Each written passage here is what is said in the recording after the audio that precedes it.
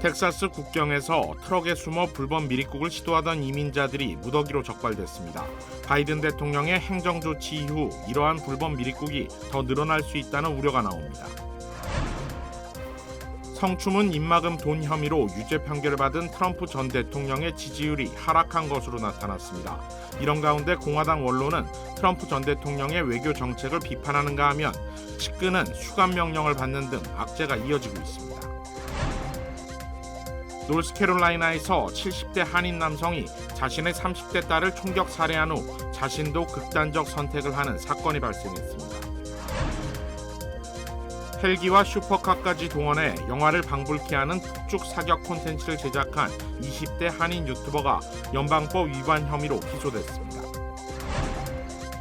스피릿 에어라인 항공기를 이용한 승객이 도착지에서 수화물을 분실했는데 알고 보니 공항 직원의 소행이었습니다.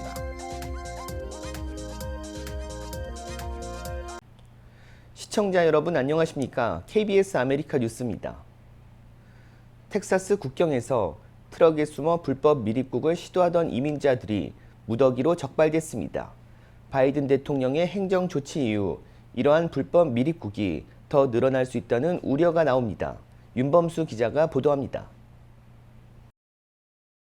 멕시코 국경과 맞닿아 있는 텍사스주 웨브 카운티의 한 도로.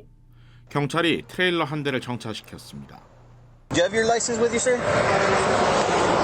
Where are you headed to today? Go pick up some vacuum loads. Go pick up some vacuum loads and. You all right? You're shaking, man. 경찰이 차량 운전석으로 올라가자 뒤편에서 움직임이 보입니다. 지퍼를 열자 안에 보이는 사람들. 19명이 트럭 한 대에 몸을 숨겨 국경을 넘어왔습니다. 뜨거운 더위 속에 갇혀있던 이들 중 한 명은 트럭에서 내리던 도중 호흡 곤란 증세를 보이기까지 합니다. 텍사스 공공안전국 소속 경찰은 미립국 알선 등의 혐의로 운전자 2명을 체포하고 이민자 19명을 모두 국경 순찰대로 인계했습니다. 텍사스주 베어 카운티에서도 미립국 이민자들이 무더기로 적발됐습니다. 한 판잣집 바닥 아래 26명이 숨어 있었는데 이들 역시 백도를 오르내리는 폭염 속에 물도 없이 국경에서부터 트레일러에 있는 작은 짐칸에 몸을 싣고 3시간을 이동한 것으로 알려졌습니다. 경찰은 이 중 열사병 증상을 보이는 11명을 병원으로 후송했고 미립국 알선책 7명을 체포했습니다. Once we verified that there had been people in a trailer, the quick concern for us became what's their medical condition like. 이틀 전 바이든 대통령이 망명을 금지하는 행정명령을 발표하면서 이러한 종류의 위험한 미립국은 더욱 늘어날 것이라는 우려가 커지고 있습니다. 인신매매 조직을 통한 미립국을 시도하거나 더 위험한 지형을 통해 입국을 시도하게 되면 이민자들의 생명을 위협하고 국경 지역의 치안과 안전이 더욱 악화될 수 있다는 것입니다. 따라서 단순히 불법 입국자의 수에 따른 억제보다는 정책의 효과와 인도주의적 측면을 모두 고려한 조치가 필요하다는 지적도 나오고 있습니다. KBS 뉴스 윤범수입니다. 도널드 트럼프 전 대통령이 성추문 입막음 혐의로 유죄 판결을 받은 이후 지지율이 하락해 뒤처지고 있던 조 바이든 대통령과의 지지율 격차가 3%포인트에서 1%포인트로 좁혀졌습니다. 뉴욕타임스는 지난 4, 5월에 진행한 여론조사에서 트럼프 전 대통령과 바이든 대통령과의 격차는 3%포인트, 트럼프 전 대통령이 앞서는 것으로 조사됐습니다. 그러나 트럼프 전 대통령이 유죄 판결을 받은 이후 같은 조사 대상으로 조사한 결과 지지율 격차가 1%포인트로 줄어들었습니다. 뉴욕타임스는 이런 변화가 전체 유권자의 생각을 반영한다고 확신할 방법은 없지만 일부 유권자가 유죄 판결 때문에 트럼프 전 대통령에 대해 지지를 제고하고 있음을 보여준다고 평가했습니다. 이전 조사에 참여한 유권자의 93%가 유죄 판결 후에도 트럼프를 계속 지지하지만 이번 대선이 초접전으로 흐르는 상황에서 지지자 7%를 잃으면 승패에 결정적일 수 있다고 뉴욕타임스는 관측했습니다. 마음을 바꾼 7% 중 3%는 이제 바이든 대통령을 지지한다고 했으며 나머지 4%는 아직 결정하지 못했다고 답했습니다. 뉴욕타임스는 아직 선거까지 5개월가량 남아 트럼프 전 대통령이 지지세를 회복할 시간이 충분하며 유권자 다수가 유죄 판결에 대한 입장을 정하지 못했다고 지적했습니다. 재선에 도전하고 있는 트럼프 전 대통령에게 악재가 이어지고 있습니다. 공화당 원로가 트럼프 전 대통령의 외교 정책을 비판하는가 하면 최측근은 수감 명령을 받았습니다. 이정민 기자입니다. 노르망디 상륙작전 80주년을 맞아 프랑스에서 열린 기념식. 바이든 미국 대통령은 과거에도 지금도 동맹은 중요하고 미국의 힘의 원천이라고 강조했습니다. Isolationism was not the answer 80 years ago and is not the answer today. 동맹을 거래 대상으로 본다는 트럼프 전 대통령을 의식한 발언이라는 평가가 나왔습니다. 미국 공화당 원로인 미치 맥코넬 공화당 상원 원내대표는 한 발 더 나갔습니다. 언론기고에서 일부 미국 우파가 고립주의를 부활하고 동맹의 기본 가치를 부정하려 한다며 날선 비판을 내놨습니다. 같은 당 대선 후보 트럼프 전 대통령과 강경파 의원들을 겨냥한 거란 관측이 나옵니다. 지난주 형사재판에서 트럼프 전 대통령이 받은 유죄 판결은 지지율에도 영향을 미치는 분위기입니다. 여기에 트럼프 전 대통령의 정책 등을 조언해온 스티브 배넌 전 백악관 수석 전략가에게 법원이 7월부터 복역하라고 명령하며 악재가 겹쳤습니다. 배넌 전 수석 전략가는 지난 2021년 의회 난입 사태에 대한 의회의 소환 조사를 거부한 혐의 등으로 징역 4개월형을 선고받았었지만 2년 가까이 형 집행이 미뤄져 왔습니다. 트럼프 전 대통령은 대통령에 재선되면 자신이 정적들을 추적할 권한을 갖게 된다며 정치 보복의 여지를 남겼습니다. 한편 트럼프 전 대통령은 형사재판에서 유죄 판결을 받은 이후 처음으로 애리조나주에서 유세를 재개하며 반격에 나섰습니다. 워싱턴에서 KBS 뉴스 이정민입니다. 70대 한인 남성이 자신의 30대 딸을 총격 살해한 후 자신도 극단적 선택을 하는 사건이 발생했습니다. KBTV 전상희 기자입니다. 노스캐롤라이나주 채플힐 경찰국에 따르면 채플힐 경관들이 지난 3일 오후 2시 20분쯤 홈스테드 로드에 있는 채플뷰 아파트 단지에서 총격이 일어났다는 신고를 받고 출동했습니다. 경찰은 이 아파트 유닛에서 총상을 입고 숨진 것으로 보이는 남성과 여성을 발견했으며 숨진 남성의 신원은 올해 70세의 한인 최한호 씨이며 여성은 31세 최혜진 씨였습니다. 경찰에 따르면 이들은 부녀 관계였으며 사건이 난 아파트에서 그동안 함께 거주하고 있었던 것으로 전해졌습니다. 경찰은 이번 사건은 명백히 살인 후 자살 사건이라며 아버지 최 씨가 딸에게 총격을 가해 살해한 후 역시 자신도 총으로 극단적인 선택을 한 것으로 결론 내렸다고 밝혔습니다. 경찰은 사건의 동기는 알려지지 않았다고 밝혔습니다. 최한호 씨는 채플힐로 이사 오기 전에 뉴욕 브롱스, 메릴랜드주 셀리스베리 등에 거주한 적이 있는 것으로 전해졌습니다.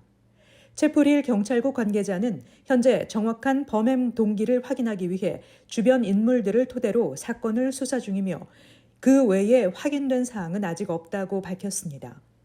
한편 채플힐은 유명 주립대학인 노스캐롤라이나 대학이 있는 대학 도시로 한인 인구가 그리 많지 않은 곳으로 한인 사회에 큰 충격을 주고 있습니다.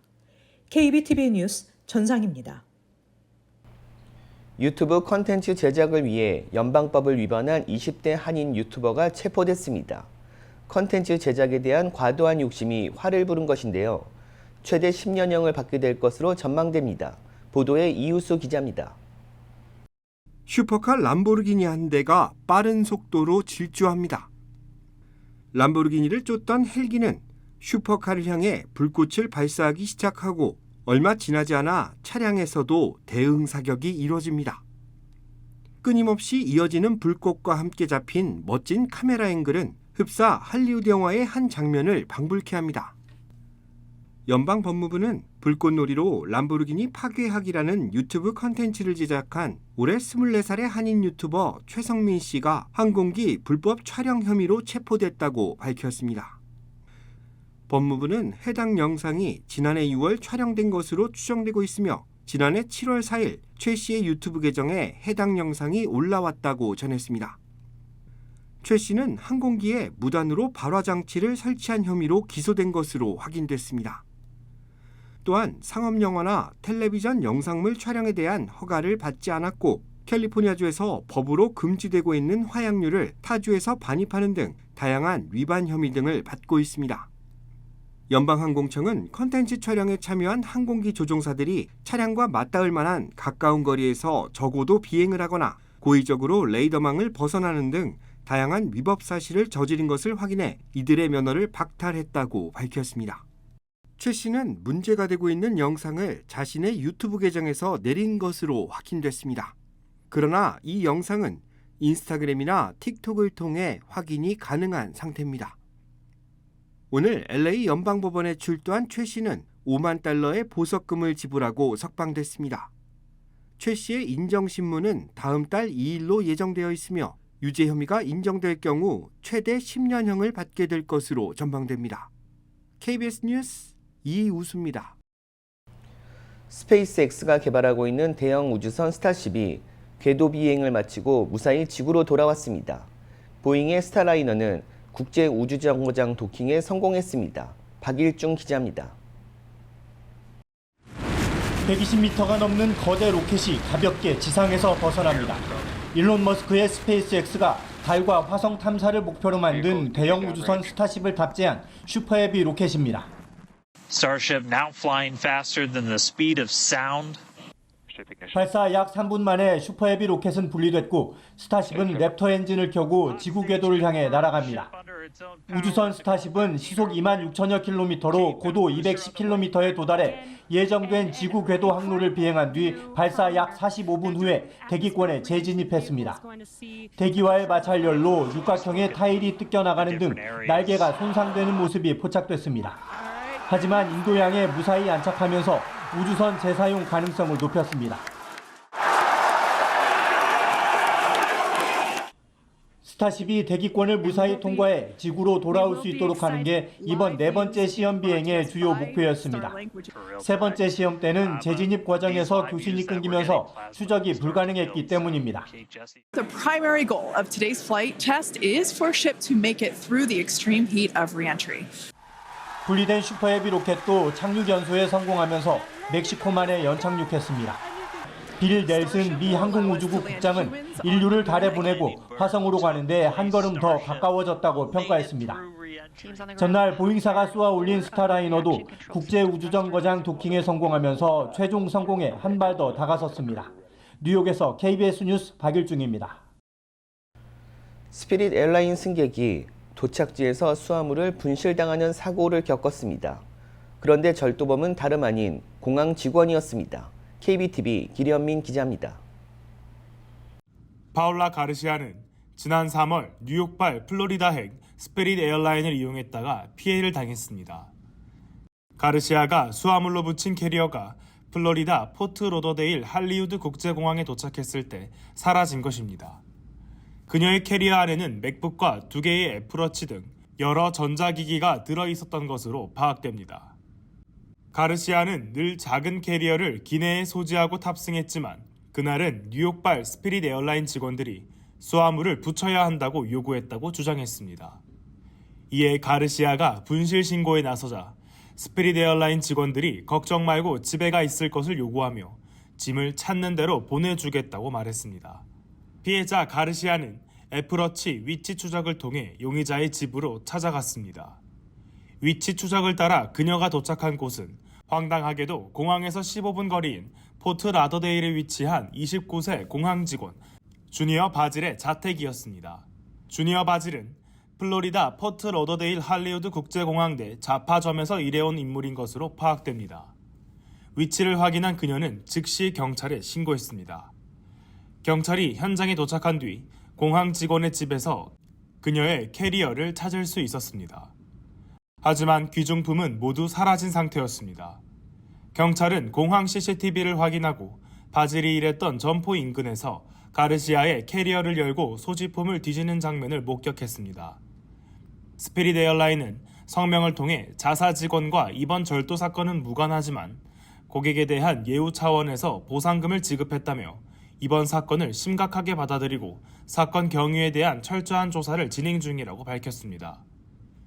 피해자 가르시아는 수화물로 맡긴 짐이 어떻게 공항 내 점포 직원의 손에 들어갈 수 있었겠냐며 이는 한 사람이 저지른 범죄가 아니라 공항 내 직원 간에 조직적으로 일으킨 절도 사건일 것이라고 주장하고 있습니다.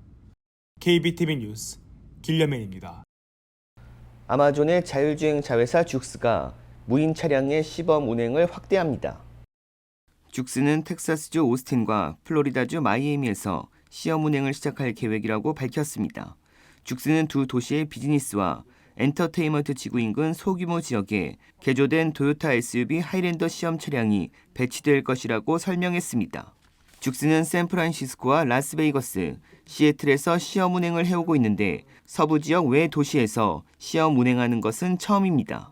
아마존은 지난 2020년 9월 12억 달러의 죽스를 인수해 로보택시 서비스를 위한 전기차와 자율주행 시스템을 개발하고 있습니다. 특히 이번 시험 운행은 도로교통안전국이 죽스의 자율주행 차량과 자율주행 시스템에 대해 조사에 나선 지 20여일 만에 발표됐습니다. 교통당국 결함조사국은 죽스의 자율주행 시스템이 장착된 상태로 운행 중이던 차량에서 갑작스런 급제동이 발생해 뒤에 오던 오토바이가 차량에 충돌하는 사고가 2건 발생하자 조사에 착수한다고 밝힌 바 있습니다. 도로교통안전국은 최근 주행 보조 시스템과 자율주행 차량이 늘고 있어 이에 대한 조사도 강화하고 있습니다. LA 한인타운 인근 메가더 공원 호수에서 20대 남성 시신이 발견돼 경찰이 조사에 나섰습니다. LA 소방국에 따르면 어제 오전 8시 18분쯤 소방관과 응급대원들이 메가더 파크로 출동해 호수 동북 쪽에서 한 남성의 시신을 발견했습니다. 부검 결과 이 남성은 28살 카일 셔우드로 현장에서 숨진 것으로 파악됐는데 살해됐을 가능성을 열어두고 조사를 벌이고 있습니다. 경찰은 이번 남성의 사망과 관련한 용의자 2명을 구금했습니다. 현장에서는 1명 또는 그 이상 여러 명이 다툼을 벌이던 중 셔우드가 호수로 밀쳐졌다는 신고가 들어왔던 것으로 전해졌습니다.